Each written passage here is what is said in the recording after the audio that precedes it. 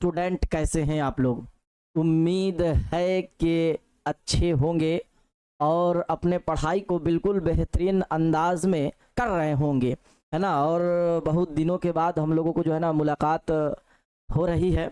और आज का जो ये चैप्टर है बाबू, ये गज़ल जो है बहुत ही बेहतरीन गज़ल है। और जब सुनिएगा तो मज़ा आएगा। और आप लोगों को एक मन में सवाल भी ये भी पैदा होगा कि सर आप गज़ल पढ़ाते जा रहे लेकिन इसमें पूछेगा क्या। तो आज हम बताएंगे आपको कि गज़ल से कैसे सवालात पूछे जाएंगे, क्या आपको ज़रूरत है, क्या हम वो आपको दे पाए हैं या नहीं दे पाए हैं, वो कराए हैं या नहीं कराए। बच्चों से बहुत सारा डाउट रहता है ना कि सर आप ये पढ़ा रहे हैं, लगातार चल रहा है, उसका माने भी नहीं बता रहे हैं, सीधे सुना के छोड़ दे रहे हैं। बाबू हमें खुद ये टेंशन और फिक्र रहता है कि मेरे बच्चे को एक भी सवाल ऐसा एग्जामिनेशन हॉल में ना आए जिससे मेरा बच्चा परेशान हो और उसको हम ना पढ़ाए हो, ठीक ना। तो हमें खुद ये जो है ना फिक्र होता है। तो आप बिल्कुल बेफिक्र रहे और हमारे क्लास पे बिल्कुल भरोसा करते हुए चलते रहें। यकीन मानिए आपको बहुत अच्छा से अच्छा नंबरों से आप पास कर जाइएगा। क्लियर है मेरे आजीज स्टूडेंट साहब? चलिए बाबू बिल्कुल हम लोग क्लास को कंटिन्यू करें ना। तो एक बार सभी लोग बता दें कि आवाज़ वगैरह वीडियो वगैरह सभी चीज़ तो क्लियर है। एक बार सभी लोग बता देंगे कि हाँ सर आवाज़ वगैरह क्लियर है, तो हम लोग कंटिन्यू करते हुए आगे की ओर बढ़ते हैं। ठीक है सर, आपको संडे रिवीजन करवाएं सर? हाँ बिल्कुल बाबू, 10 चैप्टर तक तो आपका रिवीजन करवा दिए हैं। अब आपको बाबू कितना करवाना है? 11 से लेके 20 तक का मैराथन चलेगा। और बहुत जल्द आपको 1 से 10 चैप्टर का नॉन हिंदी का भी मैराथन हम लेंगे। तो एक बार सभी लोग बता भी दिए यस सर क्लियर है।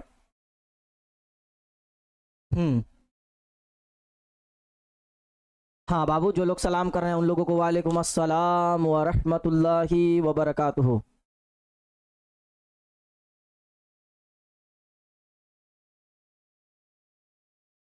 हाँ चलिए माशाल्लाह, और सभी लोग आ गए हैं जैसे जिया परवीन, मौसम खान, गुड़िया ji, Hina Naaz, MD Furqan, Athar Ali, MD Ismail, Zarina Parveen, MD Danish, Shahzad Ahmed, है ना, ताबिश, कुदरती, है ना, अलाउद्दीन, और निकहत परवीन, अब्बू ज़र, एमडी जुनैद अख्तर, मुस्कान जहां, उसके बाद एमडी आफ्ताब, रेहान, कहकशा। चलिए माशाल्लाह सभी लोग आए हुए हैं। और आज जो हम लोग पढ़ने वाले हैं बाबू, आप बिल्कुल ध्यान देते हुए इस क्लास को करेंगे तो अच्छा सीखेंगे। आज जो हम लोग को पढ़ना है चैप्टर 30 है, ये हो जाएगा आपका दस्ते आसाए मुअज़्ज़ज़ा गर भी उसी का है। ये पहला गज़ल है इरफान सिद्दीकी का। काम इसे शिकवाए तन्हाई से क्या चलता है, ये भी इरफान सिद्दीकी का। दोनों ये गज़लें हैं। आज की वीडियो में हम लोग वन शॉट पढ़ेंगे। और बाबू इरफान सिद्दीकी के बारे में पहले हम लोग जान लेते हैं, है ना। वैसे भी जो जो हम आपको दे आप वही लेने की कोशिश कीजिए। अपने से कोई चीज़ जो है ना सोचिएगा मत, इसलिए कि आप एक मिनट के लिए उस्ताद पे अपने भरोसा कीजिएगा। और भरोसा ये कीजिएगा कि बस जो हमें उस्ताद जी दे रहे हैं वही हमको बस उतना ही पचा लेना है, क्योंकि आपसे बेहतर उस्ताद जी जानते हैं कि आपके एग्जामिनेशन हॉल में आपसे क्या पूछे जाएंगे। क्लियर है? अब हम लोग इरफान सिद्दीकी के बारे में जानेंगे। यस सर क्लियर है। चलिए हाँ, आपका संदेश पहुंच गया है।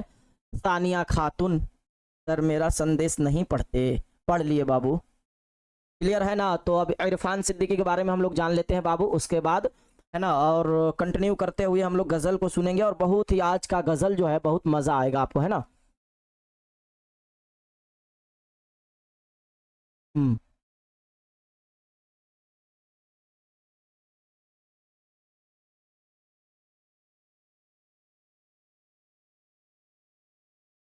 चलिए बाबू शुरू करते हैं। हाँ भेज दिए हैं बाबू, मुसब्बिर आलम आपका पीडीएफ चल गया है बाबू, ठीक ना। हाँ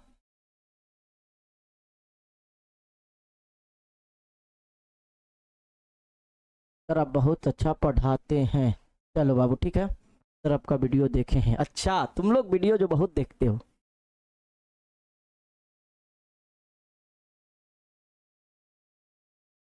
चलिए बाबू क्लियर है। तो अब देखिए यहाँ ध्यान दीजिए, इरफान सिद्दीकी 8 जनवरी 1939 ईस्वी को बदायूं में पैदा हुए। ये बाबू बदायूं कहाँ है तो कहिएगा यूपी में। यूपी बोले तो बाबू उत्तर प्रदेश, ठीक है।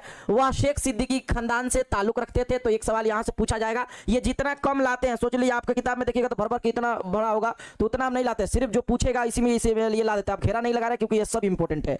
1953 में मैट्रिक का इम्तिहान पास किया, एक बार क्लियर कीजिएगा। भीमराव अंबेडकर 1908 में मैट्रिक पास किए, है ना। 1925 में कौन पास किए, हम खाली लिख देते हैं। 1926 में मैट्रिक कौन पास किए, 1922 में मैट्रिक कौन पास किए, और एक 1926 हो गया, 1922 हो गया, 1908 हो गया, और ये 1900 एक और है बेदी हो जाएगा, 1900 आपका 31 हो जाएगा, है ना। लेकिन अभी बताएंगे नहीं कौन कौन क्या कैसे है। उसके बाद 1953। अब ये देखिए आपको कॉन्सेप्ट क्लियर कैसे होता है ना। 1908, 1925, 1926, 1922, 1931, 1953, 1925, 26, 27, 22 से शुरू हुआ है। ये सब मैट्रिक का इम्तिहान इस ईस्वी में पास किए हैं। कौन कौन, अब कितने लोग जो है ना इसको सजाकर अच्छे से कमेंट जो करेंगे वो हम बता देंगे। जैसे अमजद कह रहे हैं कि सर 1926 में सैयद मोहम्मद मोहसिन एक हमारा। चलिए अब आगे देखते हैं कौन कौन लोग बताते हैं। हाँ 8 जनवरी, हाँ बिल्कुल बाबू।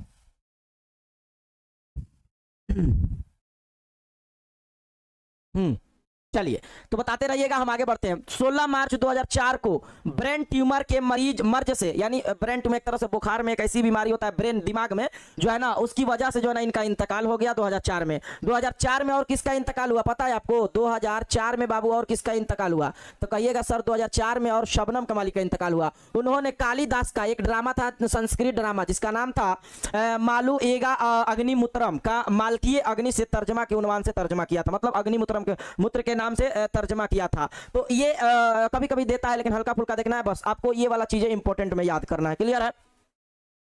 1953 में इरफान सिद्दीकी, अभी मारेंगे आपको, सामने जो दिख रहा है वही बता रही हैं। हाँ चलिए क्या नाम है उनका भूल गए, मलका परवीन, वो बता रही है कि सर 1908 में डॉक्टर भीमराव अंबेडकर। एमडी इलियास भी यही लिख रहे हैं कि डॉक्टर भीमराव अंबेडकर 1908 में। बाकी सब कब कौन बताएगा? और कौन लोग कौन बताएगा? 1925 किसका है? 26 तो मालूम हो गया। चलिए 1953 मालूम हो गया, 1922 बचा है, 1908 भी मालूम हो गया। चलिए माशाल्लाह। 1931 में एक बच्चा कह रहा है जिसका नाम है सुबहान, है ना, सुबहान आलम का जवाब है सर 1931 में। राजेंद्र सिंह बेदी को लॉक कीजिए। चलो 1926 सैयद मोहम्मद मोहसिन हो गया है। 1922 किसी का नहीं आ रहा है, ना ही 1900 आपका वो आ रहा है, 1925 आ रहा है। नज़ीर अहमद नहीं होगा बाबू, 25 में नज़ीर अहमद नहीं होगा, गलती। सर चाय पी लीजिए, नींद नहीं आएगी, 1 घंटा का क्लासे पढ़ना है, उसी में आप सुला ही रही हैं हमको।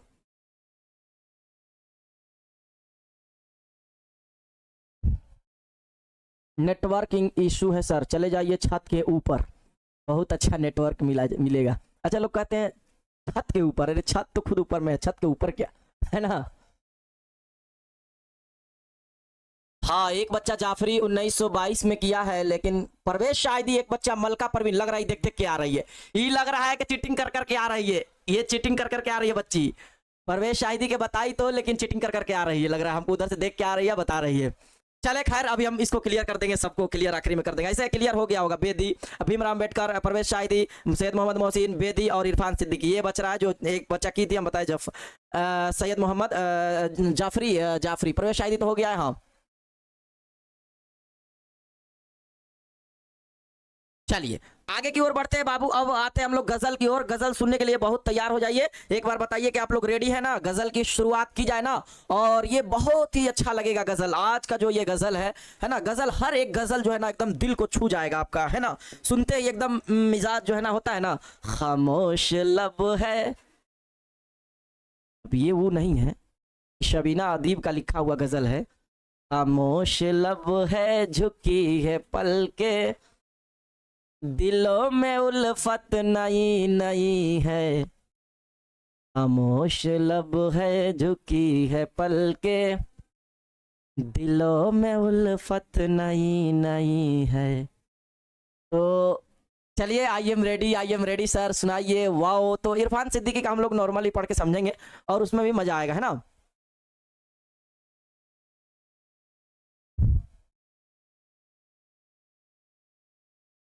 सर आप डायरेक्ट सवाल को भेजा में भेज देते हैं ये कौन सा एक डायलॉग आ गया कि सर आप सवाल को डायरेक्ट भेजा में भेज देते हैं अब वो ही कहो कि भोजन की तरह खिलाते। 1952 में परवेश सागर का जन्म हुआ था। परवेश सागर कब पढ़ लिए बाबू तुम?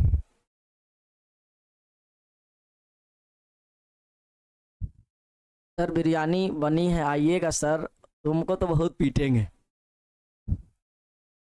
आपका आवाज दिल को छू जाता है। ओहो, चलो नात सुनाइए, नात तो आखिरी में सुनाएंगे। आगे बढ़ते बाबू और सुनिए ये गजल को, पहले हम लोग समझ लेते हैं। बाबू इरफान सिद्दीकी का ये पहला गजल है।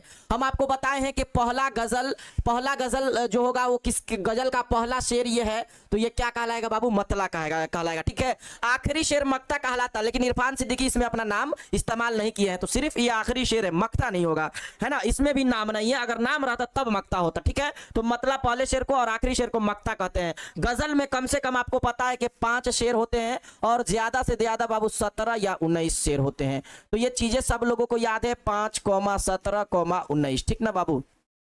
अब चलिए हम लोग गजल की शुरुआत करते हैं।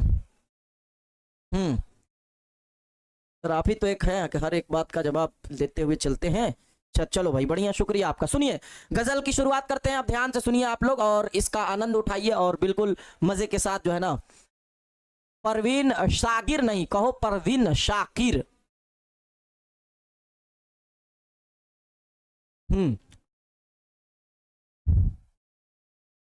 तो चलिए आगे की ओर कंटिन्यू करते हैं। देखिए पहला शेर में क्या कर रहे हैं, दस्त है। दस्त के माने क्या होता है बाबू? हाथ होता है। ठीक ना, दस्त के माने हाथ होता है और आशा के मतलब क्या होता है बाबू? लाठी होता है। ठीक है ना, आशा का मतलब लाठी। मुअज्जा मतलब जो देखिए नबियों द्वारा जो करामत होता है वो मुअज्जा कहलाता है। वलियों द्वारा जो होता है उसको क्या कहते हैं? करामत कहते हैं। तो ये क्लियर हो गया मुअज्जा और करामत में। तो ये सब आपको अभी जानने की जरूरत नहीं है, हालांकि बता दिए हम, जो नबियों द्वारा कोई अजूबा चीज हो उसे मुअज्जा कहते हैं। जैसे मतलब एकदम बहुत बड़ी चीज होती है वो, उसे मुअज्जा कहते हैं। देखिए दस्ते आशाए मुअज्जा गर भी उसी का है। उसी का है, उसी का है मतलब जान रहे हैं, उसी का है मतलब खुदा का है। ठीक ना, उसी का है मतलब खुदा का है। ठीक ना, उसी का है मतलब खुदा का है। कह रहे हैं कि हाथ में आसा मुअज्जजा, जो मूसा अलैहिस्सलाम लाठी से जो मुअज्जा होता है, जैसे आप सल्लल्लाहु अलैहि वसल्लम के इशारे पे चांद का 2 टुकड़ा हो गया था, ये एक बाबू क्या है? ये एक मुअज्जजा है। तो मुअज्जजा नबियों द्वारा होता है और जो छोटे छोटे चीजें होते हैं वो किसके द्वारा होता है बाबू? वलियों द्वारा। तो मुअज्जजा गर भी उसी का है। कह रहे हैं कि जितने भी मुअज्जजा हो ये सब खुदा ही के तरफ से है। गहरे समंदरों में सफर भी उसी का है। कह रहे हैं कि जितना भी नीचे से ऊपर समंदर, हर एक चीज में क्या है? सबका किसका है? उसी का है, मतलब खुदा का है। तेरा यकीन सच है मेरी चश्मे एतबार। चश्म कहते हैं आंख को बाबू, एतबार यानी भरोसा। कह रहे हैं इरफान सिद्दीकी, मुझे यकीन है कि तेरी जो आंखें देख रही है वो हकीकत है, वो सच है। चश्मे एतबार के लायक है, भरोसा के लायक है। क्या बताएं, सब कुछ फसले शब के इधर भी उसी का है। कह रहे हैं कि जो तुम्हारी आंखों से नजर आ रहा है ना, जो तुम देखते हो, जो तुम देखते हो वो सब तो खुदा की है ही, लेकिन जो तुम नहीं देखते हो वो भी खुदा ही का है। मतलब यहां ये है सब कुछ फसील है। फसील कहते हैं एक, समझिए कि एक सीमा, दीवार, मान लीजिए दीवार के अब हम कैमरा के आप लोग हमें देख रहे हैं, हम आप लोगों को नहीं देख रहे हैं। ठीक ना, लेकिन आप लोग हमें देख रहे हैं, ये अच्छी बात है। लेकिन इसके बाद हम कहीं चले जाएंगे, कैमरा से इधर हट जाएंगे तो आप लोग नहीं देख पाइएगा, तो नहीं देख पाइएगा, लेकिन खुदा देख पाएगा। तो वही कह रहे हैं, फसील यानी दीवार को, यानी एक तरह से सीमा कह सकते हैं। तो सब कुछ फसील, सब के इधर भी उसी का है। कह रहे खुदा वह जात है जो आप नहीं जानते, वो भी खुदाए पाक जानता है। सर आप कल टोपी पहन के आइएगा। हाँ, टोपी वाला वीडियो नहीं देखे हो मेरा, जाके देख लेना, यूट्यूब पर बहुत सारे टोपी वाले वीडियो हैं। अभी वीडियो नहीं मिला आपको। सब कुछ फसीले शब के इधर भी उसी का है। मतलब कहना यह है कि चश्मे एतबार यानी आंख पे यकीन से जो जो चीजें दिख रही है वो तो तुम्हारा है। ठीक है, फसील मतलब क्या होता है? दीवार। अब देखो एक दीवार से एक शेर याद आ गया, जो हमारी लड़कियों के लिए, नौजवान या जवान लड़कियों के लिए बहुत ही उम्दा शेर है ना। जिस घर की, है ना, ध्यान रखिएगा, जिस घर में जवान लड़की के हाथ में मोबाइल आ जाए, जरा गौर कीजिएगा, फिक्रो कीजिएगा ना, तो ये शेर को बहुत अच्छा से समझ जाइएगा। जिस घर में जवान लड़की के हाथ में मोबाइल आ जाए, उस घर के दीवार बड़ा करने का कोई फायदा नहीं। तो ये शेर लाइव है, जो आपको कहीं मिल नहीं सकता है। तो जिस घर की दीवार, जिस घर में जवान लड़की के हाथ में मोबाइल हो, उस घर के दीवार बड़ा करने का कोई फायदा नहीं है। हमें उम्मीद है कि आप लोग बखूबी समझ गई होंगी। इशारा आप लोगों के लिए काफी है और सभी लोग समझ गए होंगे। समझ में आ गया? हाँ, इरशाद सर मोटिवेशन चैनल। अच्छा चलो इधर ध्यान दो, इधर ध्यान दो। तो देखो बाबू, ये चीजें समझ गए तो आगे बढ़ते हैं। बस अपना अपना फर्ज अदा करते कर रहे हैं लोग, वरना सना भी उसी का है, सर भी उसी का है। सना कहते हैं, सेना कहते हैं बाबू बर्छी को, तलवार को। कह रहे कि बस लोग जो है अपना अपना जो है ना फर्ज अदा कर रहे हैं। मतलब ये कि फर्ज जो अदा कर रहे हैं, और फर्ज अदा कर रहे हैं तो लोग दुनिया में अपने अपने काम से लोग मतलब कर रहे हैं ना। तो ये चीजें जो है बस अपना अपना फर्ज अदा कर रहे हैं लोग, वरना सेना भी उसी यानी तलवार भी उसी का है और सर भी उसी का है। कह रहे कि जो तुमको क्या बताएं कि लोग जो है ना अपने मुताबिक अपना अपना फर्ज तो अदा कर भी रहे हैं, लेकिन जो ये मेरा सर है, जो लोग हम पे सर तलवार चलाएंगे वो भी है मेरा ये, और जो लोग पे चलाएंगे वो भी हमारा ही। हम लोग खुद भी किसी का है, खुदा के एक दिन चले जाएंगे, वही भी है। तेगे सितम, तेग के माने क्या होता है बाबू? तेग तलवार को कहते हैं। तेग किसे कहते हैं? तलवार को कहते हैं ना। तेग तलवार, तेगे सितम यानी तलवार से सितम को जिसने अता की है मोहलते। कह रहे हैं कि जो लोग जुल्म करते हैं तलवार के जरिए, फरियादे कष्टगा में असर भी उसी का है। कह रहे हैं उन लोगों को नहीं पता, अगर खुदा चाहे तो तुम्हारे जुल्म करो, ठीक है तलवार तेगे सितम को, लेकिन जिसने अता की है मोहलते वो दुआ से बदल दिया गया है, और वो भी मोहलते कौन अता करता है? तो खुदा अता करता है। वो भी कब अता करता है? तो खुदा ही अता करता है। तो ये भी आप लोगों को समझ में आ रहा होगा। सर आप मोटिवेशन और पढ़ाई को भेजे में ढकेल देते हैं, ये कौन सा शब्द है ढकेल देते हैं? हाँ चलिए, तो ये समझ में आ गया। मतलब अगर कोई जुल्म कर रहा है, तलवार से जुल्म करने के लिए आ रहा है, अगर कोई उसको रोक रहा है तो इसका खुदा का बंदा है जो उसके दुआ में असर पड़ रहा है, इसीलिए फरियादे कष्टगा में असर भी उसी का है। तुम चाहे कितना भी सितमे जुल्म कर लो, है ना, लेकिन जब तक खुदा नहीं चाहेगा तुम कुछ भी किसी का एक बाल बांका तक नहीं कर सकते हो, है ना। आगे बढ़ते हैं। मंजर में जितने रंग हैं नए रंग उसी के हैं। कह रहे कि जितने मंजर देखते हैं आपको, है ना, नज़ारे देखते हैं रंग बिरंगा, गुलाबी गुलाबी रंग के है, रेड रेड है, फूल देखते हैं फूल कैसा, मतलब सब के सब जो ये हैरानियों में जो के नजर भी उसी का है। ये सब चीजें देखते हैं कितना सुंदर सुंदर, जो भी चीजें सब किसका है? खुदा ही का है। मुजरिम हूं और खराबा जामे ईमान नहीं, अब मैं कहां छुपूं के ये घर में उसी का, ये घर भी उसी का है। कह रहे हैं कि मैं मुजरिम हूं, है ना, और खराबा यानी वीरानिया को कहते हैं, जान यानी मेरी जान जो वीरानिया में है वो ईमान में नहीं है। अब मुजरिम हूं, खराबा यानी वीरानिया में हूं, अकेले में, अब मैं कहां छुपूं, है ना, छुपने की जगह कहां है? सब चीज यानी सब के सब जगह किसका है? उसी का, यानी खुदा की जगह है। खुद को चरागे राह गुजर जानता हूं, है ना, खुद को चरागे राह गुजर यानी रास्ता का चिराग जानता हूं, लेकिन चरागे राह गुजर भी उसी का है। कह रहे हैं कि अब अपने बारे में कह रहे हैं इरफान सिद्दीकी, कह रहे खुद को चराग यानी रास्ता का मैं चराग समझता तो हूं, जानता तो हूं, लेकिन क्या बताएं, जो ये मैं चराग हूं, ये राह गुजर हूं, या राह गुजर पे जो लोगों के लिए मैं चराग बनता हूं, वो सब किसी और का नहीं, बल्कि वो भी किसके कारण है? वो भी खुदा ही के है, सब उसी का है।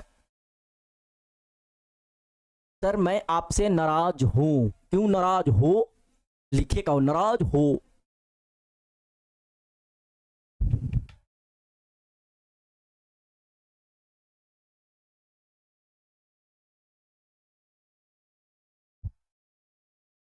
क्लियर है?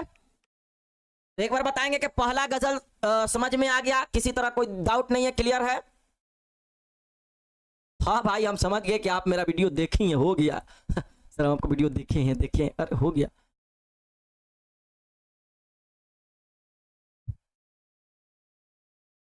चलिए क्लियर आ गया ना समझ में? अब दूसरी गजल को हम लोग बढ़ते हैं। एक बार लिख दीजिए कि यस सर पहला समझ में आ गया। अभी बताएंगे आपको कि गजल से कैसे सवाल पूछे जाएंगे, इतना घबराने की बात नहीं है। क्यों, हम आपको कैसे जो पढ़ा रहे हैं वही आएगा ना, बिल्कुल आएगा। दूसरा गजल ये बाबू हो जाएगा आपका, ये दूसरा यहाँ हो जाएगा दूसरा, ठीक ना। तो चलिए दूसरे की ओर बढ़ते हैं, ठीक ना। एक बार बता दीजिए सभी लोग क्लियर है ना? Yes sir, no problem sir, बहुत अच्छा।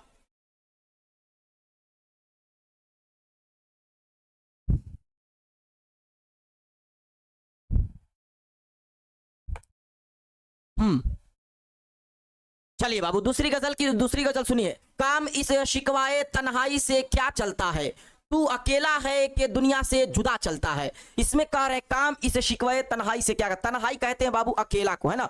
अकेला कह रहे कि तुम कह रहे हो कि दुनिया में मेरे पास शिकवा गम है इसलिए कि मैं तन्हा चलता हूं, यानी मैं अकेला हूं। और तुम ये भूल गए हो कि सिर्फ तुम ही तन्हा नहीं हो, बल्कि तू अकेला है कि दुनिया से जुदा चलता है। तुम सोचते हो कि मैं ही सिर्फ अकेला हूं दुनिया में, लेकिन ऐसी सोच नहीं है, बल्कि सभी लोगों के ये बातें कभी कभी महसूस होती है कि मेरा कोई है ही नहीं है, मैं भी तन्हा हूं, मैं भी अकेला हूं। सर आप बढ़िया नहीं पढ़ाते हैं, बल्कि बहुत ज्यादा बढ़िया पढ़ाते हैं। अरे कौन सा स्टाइल है? हाँ अकेलापन, बिल्कुल समझ में आ गया ना। कामे इसे शिकवाए तन्हाई से क्या चलता है, तू अकेला है कि दुनिया से जुदा चलता है। तुम ये मत सोचो ना कि मैं अकेला हूं तो दुनिया में सिर्फ हम ही अकेले, नहीं नहीं, बहुत सारे लोग हैं जो तुम्हारे जैसे गम में पड़े हुए हैं, शिकवा उनके पास भी दर्द है, वो भी अकेले हैं, है ना। रंग आसान है पहचान लिए जाते हैं, रंग आसान है पहचान लिए जाते हैं। चलो जल्दी से बताओ, देखते हैं कौन कौन लोग बताते हैं। बताओ ये कौन सा रंग है ना। जल्दी दो रंग के नाम बताओ, देखते हैं कौन कौन लोग जो है ना बता देते हैं। दो रंग हम तुम्हारे सामने दिए हैं, ये दो कलर दे दिए हैं तुम्हारे सामने, जल्दी से बताओ कि दोनों कौन कौन से कलर है। चलो बताओ जल्दी से कि दोनों कौन कौन से कलर है। तो यही कहा जा रहा है, रंग आसान है पहचान लिए जाते हैं, देखने से कहीं खुशबू का पता चलता है। ओफ ओ क्या ही शेर है। कहा है कि रंग जो होते हैं वो तो आसान होते हैं, पहचान लिए जाते हैं, मतलब कि लोग कैसे हैं, लोगों का रंग कैसा है, सांवले हैं, काले हैं, गोरे हैं, है ना। लेकिन खुशबू को कैसे पहचाना जाएगा। जो इंसान के अगर इसको अच्छा मिसाल दें तो अगर बता दें आपको, इसके अच्छा एकदम बहुत अच्छा मिसाल ये है कि लोगों को आप जो है ना थोड़ा सा देर के लिए आप पढ़ाने से आप किसी को पहचान नहीं सकती या सकते हैं कि इनके अंदर कितना क्वांटिटी और क्वालिटी भरा हुआ है ना। बल्कि आप जो है ना सिर्फ उसकी रंगत को ही जान पाइएगा, उसके अंदर क्या गुणवत्ता है, एक तरह से क्या उसके अंदर खूबी है, ये आप नहीं समझ पाइएगा। तो बस ये समझिए। देखिए सब लोग सर लिख रहे हैं, सर देखिए एक एक एक लिखे पिंक एंड ब्लू। पिंक तुमको नजर आ रहा है, नीला और गुलाबी। ओहो नीला और गुलाबी, एगो देखो पिंक कह रही है, अच्छा पिंकी को गुलाबी कहते हैं, है ना। नाम ही है पिंक, पिंक से पिंकी, और ज्यादा पसंद लड़की का गुलाबी ही है। समझ में आ रहा है बाबू। तो यही कह रहा है कि रंग आसान है, रंग को तो पहचाना जा सकता है, मतलब देखने से कहीं खुशबू का पता चलता है। कह रहे हैं कि अगर किसी कोई खुशबू अगर लगा ले तो उसको महसूस किया जा सकता है, लेकिन उसको पहचाना नहीं जा सकता है। इसी तरह से कौन व्यक्ति में क्या खूबी है और क्या खराबी है, ये सिर्फ और सिर्फ उसके साथ सफर करने से ही पता चलता है। मतलब आपको बता दें कि लोग जो है ना बहुत सारे लिबासों के अंदर भी दिखावा करते हैं, जबकि होते वैसा नहीं है ना। तो कुछ लोग ऐसे भी होते हैं जो समझते हैं कि हम बहुत जो है ना अपने आप को अच्छा जनाते हैं, लेकिन असल में वो अच्छे होते नहीं है ना। तो ऐसे भी लोग होते हैं, ठीक है। तो हमें उम्मीद है कि भी समझ गए होंगे। सर पहचान लिया हम लोग कि ब्लू और गुलाबी था, इंग्लिश में ब्लू और पिंक को गुलाबी। चलो आगे की ओर बढ़ते हैं। लहर उठे कोई दिल में तो किनारा लग जाए, यह समंदर है यहाँ हुक्मे हवा चलता है। कह रहे हैं कि क्या बताएं कि जो मेरे दिल में लहर उठता है, मैं अगर किनारे भी लग जाऊं तो ये समंदर है, और समंदर का कोई किनारा कहाँ होता है, ये समंदर है, यहाँ हवा का हुक्म चलता है, और हवा के मुताबिक ही लोग समंदर के किनारे या कहीं और पहुंच सकते हैं। तो लहर उठे कोई दिल में तो किनारे लग जाए, ये समंदर है या हुक्मे हवा चलता है ना। पाँव में खाक की जंजीर कहते हैं बेड़ी को, बेड़ी पड़ी है कब से हम कहाँ चलते हैं, नफ्शे कफा, नफ्शे कफे पा मतलब है ना नंगे पाँव, मतलब खुले पाँव चलते हैं। कह रहे कि क्या बताएं नक्शे कफे पा, यानी मेरा पैर जो है वो एक तरह से मिट्टी, हम नहीं चलते हैं, मतलब कह रहे हैं कि मेरा जो पाँव है वो मिट्टियों से, खाक यानी मिट्टी, मतलब मिट्टी जकड़ा हुआ। कैसे अगर कहा जाए पृथ्वी घूमती है तो ये कह रहे कि बस हम वहीं खड़े हैं, मेरे पैर में जंजीर लगा हुआ है, लेकिन ये जमीन जो है, ये मिट्टी जो है हमको साथ साथ ले जाती है। क्लियर है?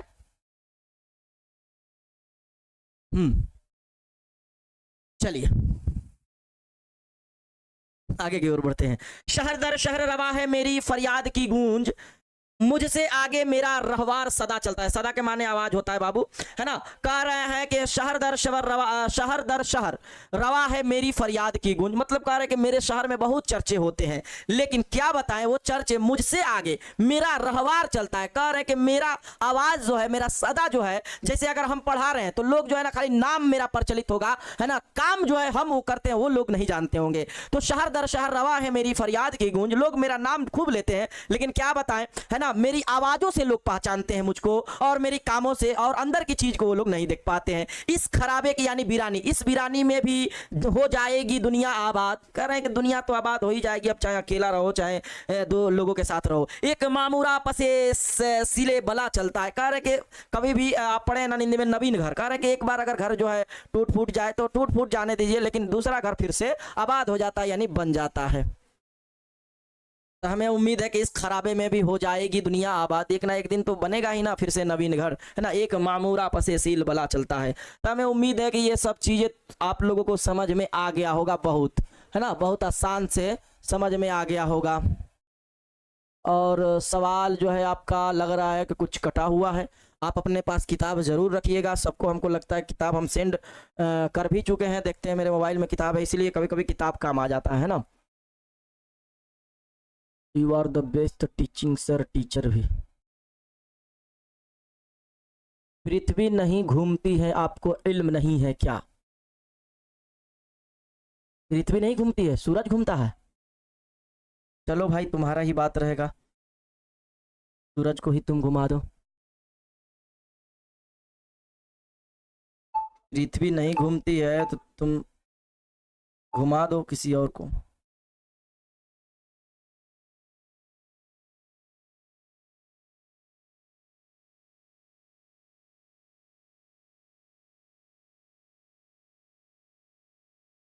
अब एमडी फुरकान को कोई समझाएं कि लग रहा है कि ये नहीं पढ़े हैं।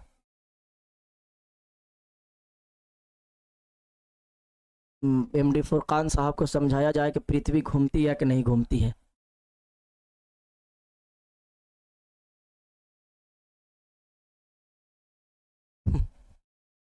वो लिख रहा है सर फुरकान बेवकूफ़ है, वो जियोग्राफी नहीं पढ़ता है। अच्छा, अब तो सही लिखा है।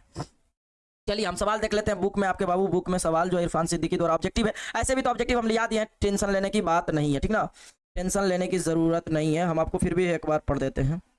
इरफान सिद्दीकी, चलो ये आगे इरफान सिद्दीकी। हाँ, पहला सवाल है, इरफान सिद्दीकी कब और कहाँ पैदा हुए? आसान है, 1939 में पैदा हुए। इरफान सिद्दीकी का ताल्लुक किस खानदान से था? शेख खानदान। इरफान सिद्दीकी ने मैट्रिक का इम्तिहान कब पास किया? जो आपके स्क्रीन पे मैट्रिक की स्क्रीन 1953 में लिखी दिए थे। अब है चौथा सवाल आया यही है, मौलवी अकराम सैयद अपने अहद के सर सैयद समझे जाते हैं, या इरफान सिद्दीकी कौन कहते थे? ये दादा कहते हैं, है ना, दादा। इसको पढ़ाई नहीं थे लेकिन याद रखोगे। इरफान सिद्दीकी कम्युनिकेशन के डिप्लोमा कहाँ से हासिल किए थे? कलकत्ता, दिल्ली, लखनऊ। क्या बताओगे जल्दी से बताओ, जो है ना, ये कहाँ से किए थे? इरफान सिद्दीकी क्या लिख रहा है यहाँ, तो पहले लिख रहा है ये कि Irfan Siddiqui mass communication diploma कहाँ से हासिल की थी, ठीक ना। तो इसका आंसर क्या लगाओगे बाबू? देखते हैं कितने लोग लगा रहे हैं। हम्म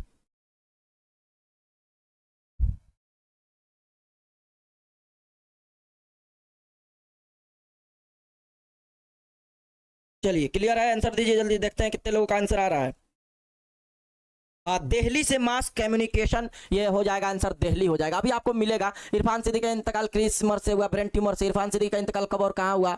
तो देखे थे आप, इरफान सिद्दीकी का इंतकाल यहाँ आपको दिखाई भी थे, जवाब होगा, आप अगर देख लेंगे तो। नहीं भी होगा तो यहाँ हम आपको पढ़ाए थे। और शायद तो जो है 2004 में हुआ था, याद आया 2004 में, है ना, 2004 में हुआ था। और कब हुआ था तो बाबू आपको पता है, ब्रेन ट्यूमर से 2004 में मरता है। और कहाँ इंतकाल हुआ था तो ये जो है ना, उन्होंने कहाँ इंतकाल नहीं दिया क्या? 2004 में 16 मार्च ब्रेन ट्यूमर की वजह से मर्ज के कहाँ अब इंतकाल हुआ था। अच्छा, ये कोई नहीं, ये भी बता देते हैं इंतकाल कहाँ किए थे। लखनऊ होगा, ठीक ना बाबू, लखनऊ होगा, ठीक ना, लखनऊ होगा। तो चलिए क्लियर हो गया। देख लेते हैं सवाल कहाँ कहाँ तक हो गया। यहाँ तक पहुँच गया, ये 1 हो गया, 2 हो गया, और ये 3 भी हो गया। इरफान सिद्दीकी मजमूआ किस नाम पे? दरिया हो जाएगा इसका आंसर, ठीक ना।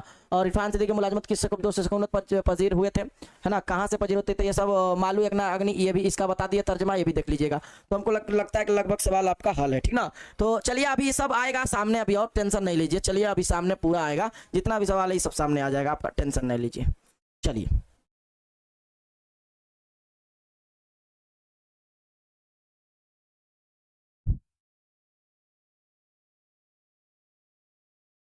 ये आ गया सवाल। अब आप लोग लगाइएगा, सब आ जाएगा इसमें, ठीक ना। क्या सवाल है देखिए बाबू जरा। सवाल है इरफान सिद्दीकी कहाँ पैदा हुए, सब आ जाएगा सर। ऐप पर टेस्ट उपलब्ध करवाई, हाँ करवाई दिए हैं। जितना चैप्टर हुआ है आपको लगभग देख लीजिएगा कितना तक अपलोड हो गया है, ठीक ना।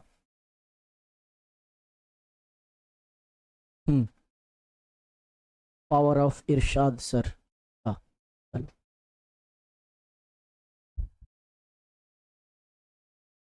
लिखने में दिक्कत होता है तो बाबू डेली लिखा कीजिए, वो प्रॉब्लम 10 दिन के अंदर ठीक हो जाएगा, ठीक ना। इरफान सिद्दीकी कहाँ पैदा हुए, तो आपको पता है कि बदायूं में। कब पैदा हुए जल्दी कमेंट बताओ। 1903 हम यहाँ लिख देते हैं, एक बढ़ा दो, 1 से 10 में 1 से कोई ऐसा अक्षर है जो तुम बढ़ा सकते हो, ठीक है, बढ़ा दो जल्दी से। तो 1 नंबर का आंसर सी दिए, वो बिल्कुल सही है। और कब हुआ था, तो 1939 में, और सभी लोग दे भी रहे हैं, क्लियर है ना। चलो आगे की ओर बढ़ते हैं। सवाल नंबर बाबू 2, इरफान सिद्दीकी का ताल्लुक किस खानदान से था। सिद्दीकी खानदान, शेख सिद्दीकी या सैयद। तो मोमिन तो तुम पढ़े थे नहीं, है ना। और सिद्दीकी, शेख सिद्दीकी रहता तो ये लगाते, इसीलिए इसका आंसर सभी लोग दे रहे हो। और बी आंसर हो जाएगा, क्या हो जाएगा बाबू, बी हो जाएगा, क्लियर है।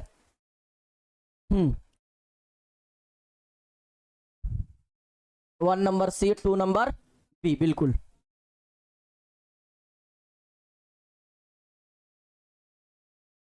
आगे बढ़े, चलिए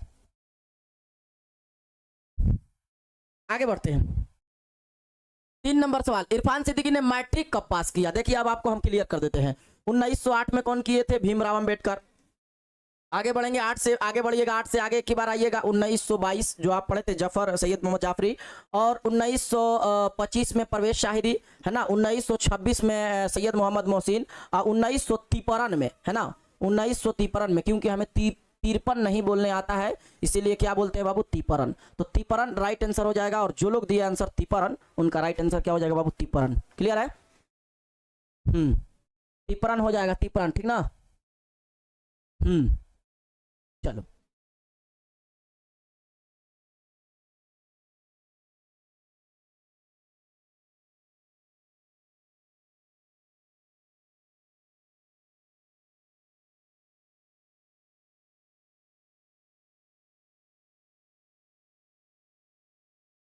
चलिए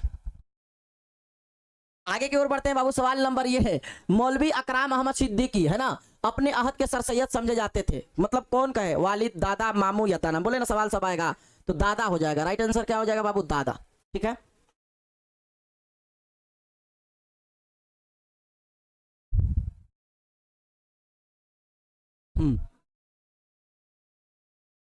चलिए आगे की ओर बढ़ते हैं बाबू। सवाल नंबर ये हो जाएगा 5, 4 हो गया, 5 क्या है, इरफान सिद्दीकी ने मास कम्युनिकेशन डिप्लोमा कहाँ से किया था। हम बोले तो सब आएगा, तो लखनऊ नहीं होगा, है ना, अलीगढ़ नहीं होगा, बदायूं में पैदा हुए 1939 में, ठीक है। तो बार बार बोलने का मकसद आपको याद करवा देना, भेजा में घुसा देना। और राइट आंसर बाबू क्या हो जाएगा, दिल्ली हो जाएगा। देखिए आपको हर एक सब्जेक्ट में अगर खाली आपको उर्दू लिखना पढ़ना है ना, तो हमसे पढ़ते होंगे ना, तो बार बार आपको बोलने का मकसद जो है ना, बच्चे को, एक बच्चा बहुत अच्छा जो बताया था हमको, कॉल करके बच्चे बोले थे क्या कि आप में सर जो अच्छा बातें हैं ना, वो बताया था हमसे। वो अच्छा बातें जानते हैं क्या है, वो बताया था अच्छा बातें सर आप में ये है कि आप जो पढ़ाते हैं ना, उस चीज़ को आप क्या करते हैं कि बहुत अच्छे से बार बार बोल देते हैं। और बार बार बोलने से क्या होता है कि बच्चा सबको जो है ना, वो चीज़ें भी और हर एक चीज़ें भी क्लियर हो जाता है, और बच्चे सबको याद भी हो जाता है। इसीलिए बच्चों का पसंदीदा है कि सर जो आपका क्वालिटी क्वांटिटी है वो ये अच्छा है कि आप हर एक चीज़ को कई बार जो है ना बता देते हैं। इस वजह से जो है ना आगे पीछे वाला भी रिविजन हो जाता है, ठीक है। चलिए आगे की ओर बढ़ते हैं। सवाल नंबर 6, इरफान सिद्दीकी का इंतकाल किस मर्ज से हुआ, फालिज, बुखार, ब्रेन ट्यूमर। तो आंसर क्या हो जाएगा बाबू, ब्रेन ट्यूमर हो जाएगा। और सभी लोग दे भी रहे हैं। आगे बढ़ते हैं। सवाल नंबर 7 क्या है बाबू, इरफान सिद्दीकी का इंतकाल कब हुआ, है ना। हम बताएं कि इनका जब इंतकाल हुआ तो एक और शख्स का इंतकाल हुआ था, और आप लोग जान भी रहे हैं कि वो शख्स का नाम क्या था, ठीक ना, ठीक है, क्लियर है। सर नंबर दीजिए ना, पागल, क्लियर है सर। आप हम पे दया कीजिए, क्या दया करें बाबू बताओ। आपके लिए कहिएगा तो कलेजा निकाल के दे दे, दिल दे दे, एक ही तो दिल है, ले लो तुम ही। शबनम कमाली बिल्कुल सही, सभी का जवाब है। और 2004 बिल्कुल राइट आंसर हो जाएगा, है ना। चलिए सवाल नंबर 8 है बाबू, इरफान सिद्दीकी का मजमुआ किस नाम से एकजात तौर पे शाया हुआ था। समंदर, आग, दरिया, खून, है ना। ऐसा ऑप्शन देता है ना ताकि आप उसमें एकदम भुला जाइए। तो ना समंदर, ना आग, ना हवा, ना खून, ना पानी, वो हो जाएगा दरिया। रुख हवाओं ने बदला तो खाक वो भी होंगे, है ना। आग लगाने वालों को क्या खबर, एक शेर याद आया तो बच्चे कह रहे थे कि बोल दीजिए सर, है ना, बोल दीजिए सर। तो सुन लीजिए, आग लगाने वालों को क्या खबर, है ना, आग लगाने वालों को क्या खबर, रुख हवाओं ने बदला तो खाक वो भी होंगे, है ना। तो कुछ लोगों की जो है ना आदतें होती है एक दूसरे के बीच में झगड़ा लड़ाई फसाद लगवा देते हैं, लेकिन उनको पता नहीं है जैसे ही रुख टर्न करेगी तो कभी कभी पुलिस दो झगड़ा करके ना करने वाले को जो झगड़ा लगाता है उसी को पकड़ के लेके चली जाती है। ये सबसे दूर रहिएगा, है ना। लोगों के बीचों में सुलह करने के बाइस बनिए, लोगों को दिलों में छा जाइए, है ना। देखिएगा कुछ कुछ लोग ऐसे होते हैं, इतने अच्छे होते हैं, इतने अच्छे होते हैं। अच्छे लोगों को हजरत अली फरमाते हैं याद करने की जरूरत नहीं है, अच्छे लोग खुद ब खुद याद रहते हैं। आप भले ही उनको याद ना कीजिए, बताइए नहीं, लेकिन वो आपके दिल में जगह बना लिए हैं, जो याद ही रहते हैं। वो आपके अंदर सब्र है, नहीं बोल पा रहे हैं, लेकिन अच्छे लोगों को याद नहीं करना पड़ता है, वो याद ही रहते हैं। तो सर आप बहुत मज़ेदार और अच्छा पढ़ाते हैं, क्लास आपका एक भी मिस नहीं करते हैं, समझ गए। तो रुख हवाओं ने बदला तो खाक वो भी होंगे। तो झगड़ा फसाद वाले ना बने, बल्कि लोगों को दिलों में बसे और अच्छे तरीके से जो है ना लोगों के साथ व्यवहार करें। चले खैर हम लोग आगे की ओर बढ़ते हैं। सवाल नंबर 9, इरफान सिद्दीकी ने मुलाजमत सबक दोष होने के बाद कहाँ सकूनत पजीर हुए, पटना, आगरा, इस्लामाबाद या लखनऊ, कहाँ सकूनत पजीर हुए थे। ये सवाल जो है आपका बहुत ही इंपॉर्टेंट है। देखते कितने लोग सही देते हैं। सर एग्जाम में तो धुआं धुआं मचा देंगे, टेंशन नहीं लीजिए आप। हाँ तो बस आपका यही इंतजार है कि धुआं धुआं आप मचाइए, हम भी आप ही के इंतजार में कब आप धुआं धुआं करेंगे। और जब आप धुआं धुआं करेंगे तो वहाँ आपको जो है ना मिलेंगे हम लोग, जैसे बहुत बहुत सारे बच्चे बच्चे से हम लोग मिलते हैं।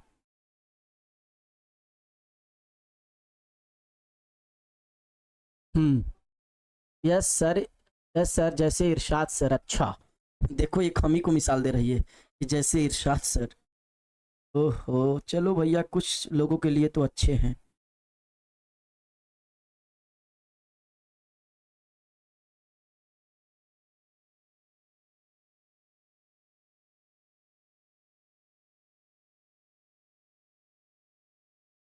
चलो बाबू आगे बढ़े ना।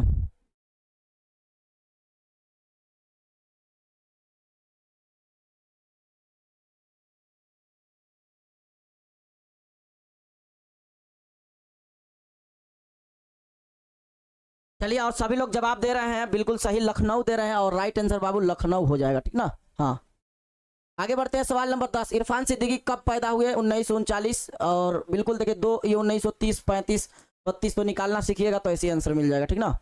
आगे बढ़ते हैं। सवाल नंबर 11, इरफान सिद्दीकी ने कालिदास के ड्रामा मालू अग्निमुत्रम का तर्जमा किस नाम से किया था, तो मालिका से किया था, नहीं ये नहीं लगाइएगा नहीं तो पड़ जाइएगा, मालिका और अग्निमुत्र से किया था, तो राइट आंसर बाबू ये हो जाएगा, ठीक है।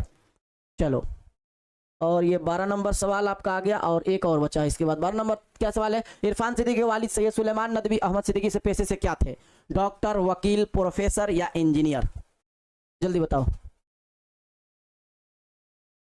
जल्दी बताओ, जल्दी बताओ, देखते कितने लोग सही करते हैं।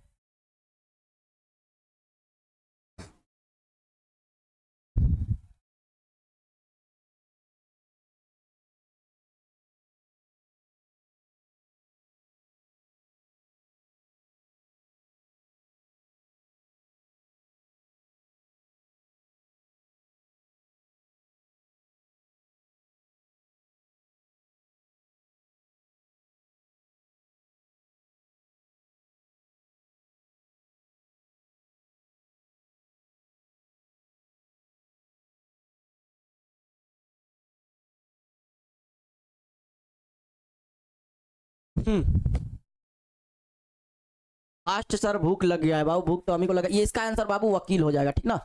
चलो आगे, और ये आखिरी सवाल है, इरफान सिद्दीकी ने बुनियादी तौर पे किस सिन्फ के शायर है, तो इरफान सिद्दीकी बुनियादी तौर पे पूछा जा रहा है ना, ये नहीं पूछा जा रहा है कि किस सिन्फ के शायर है, तो आप लोग लगा दीजिएगा, जल्दी बताइए, देखते कितने लोग सही। बुनियादी तौर पे पूछा जा रहा है, इसे देख कर लगाना है आंसर। जल्दी बताइए जल्दी, और कितने लोग फंस भी जाएंगे।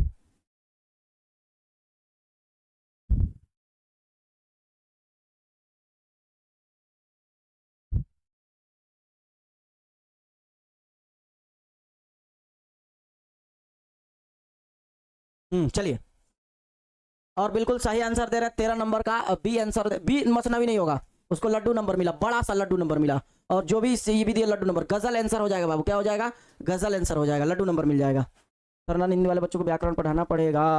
ग्रीन सर जो पढ़ाते हैं वही पढ़ा दीजिएगा। वैसे भी आपको जो है ना बुक जो आपके लिए बना रहे हैं उसमें व्याकरण दिए हैं हम खुद, नॉन हिंदी वाला खास करके, तो टेंशन नहीं लो। हम तुमको जब एक शब्द बोल ही दिए कि तुम खाली मेरा लेक्चर देखो और पढ़ो, साथ में रहो, बाकी तुमको सोचने की जरूरत नहीं है, जो हम दे ले उसको पचा लो बस।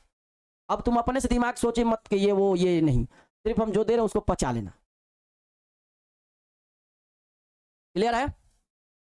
तो चलो क्लास समझ में आ गया। अब देखो एक सवाल रहा कि हम बताए थे गजल से, देखो गजल से सवाल आपके नहीं पूछे जाएंगे, ना उसके माने पूछे जाएंगे, सिर्फ गजल के जो मुसन्निफ है हम आपको जो दे दिए हैं कि ये इतना मेरे फान सिद्दीकी पैदा हो, यहाँ पैदा हो, यहाँ से एक दो सवाल पूछे जाएंगे, और मिर्जा गालिब से गजल में पूछे भी जाएंगे तो आपको कभी कभार तशरीह करने के लिए दे देगा, जैसे मैं किसी का दो शेर दे देगा, कहेगा कि इसका तशरीह कीजिए, तो एक वीडियो हम तशरीह का लाएंगे जिससे पूरा पूरा गजल में आपका ट्रिक के साथ बता देंगे और उसका सारा चीजें क्लियर हो जाएगा कि वो तशरीह कैसे करना है। कोई भी गजल दे दे एग्जामिनेशन में, आप उसको तशरीह कैसे कीजिएगा, जैसे 12th वाले बच्चों को बताए हैं वैसे आपको भी बता देंगे। हालांकि आप लोगों में तशरीह करने के लिए नहीं देगा, कम देता है, इसलिए इस पर फोकस नहीं किया। इसीलिए आपको गजल से जितना सवाल हम करा रहे हैं ये सब वही पचा लो सिर्फ, बाकी सब को टेंशन लेने की जरूरत नहीं है, ठीक ना। तो ये सब चीजें आप लोगों को पता हो जाएगा और क्लियर समझ में भी आ गया होगा, ठीक ना।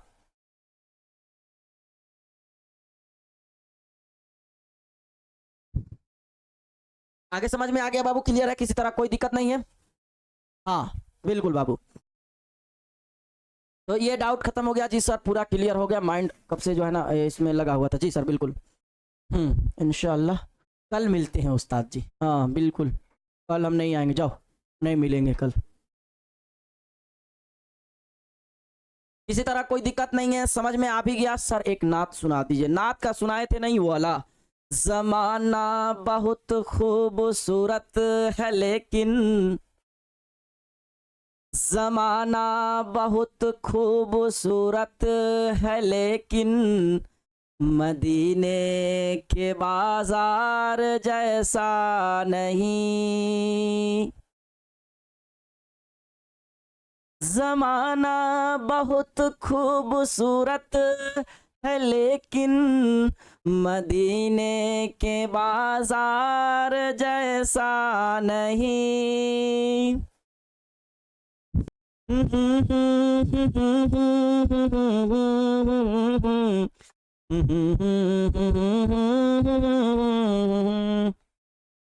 वाओ नाइस सर, तो मन खुश हो गया, मुख्तसर में ही क्लियर है, दिल बाग बाग हो गया है ना, और बहुत सारा प्यार आ रहा है, एकदम दिल पे दिल आ रहा है। ले जाओ ले जाओ, इस दिल को ले जाओ, घायल हो चुका है। सुभान अल्लाह सुभान अल्लाह। सर जी सर आपका जबान मुझे चाहिए, ले लो आकर ले लो। माशाल्लाह माशाल्लाह। चलो बाबू आज के क्लास को हम लोग यहीं पर एंड करते हैं ना, मिलते हैं किसी नेक्स्ट क्लास में बाबू, है ना। तो बिल्कुल हंसते रहिए, इसी तरह से मुस्कुराते रहिए और हमारे साथ मिलजुल के पढ़ते रहिए। तो मिलते हैं बाबू किसी नेक्स्ट क्लास में। अगर किसी तरह का दिक्कत डाउट, आपको हर एक जो दिक्कतें डाउट है आपके लिए एकदम खुला हुआ है, आप लोग पूछ सकते हैं। दिल गार्डन गार्डन हो गया, अरे दिल बाग बाग हो गया, बोलो ना उर्दू, इंग्लिश बोल रही है, इंग्लिश मैन बनेगी तुम। चलिए बाबू, तो आज के क्लास को हम लोग यहीं पर एंड करते हैं। मिलते हैं बाबू किसी नेक्स्ट क्लास में। हाँ दिल बाग बाग हो गया, ये लफ्ज को इस्तेमाल किया कीजिए, मतलब दिल खुश हो गया। आप ही तो हैं सर जी जो बात करते हैं बच्चों से, ओहो आहा। चलो मिलते हैं बाबू किसी नेक्स्ट क्लास में, आज के लिए इतना ही। सभी को बाबू अस्सलामु अलैकुम व रहमतुल्लाहि व बरकातुहू।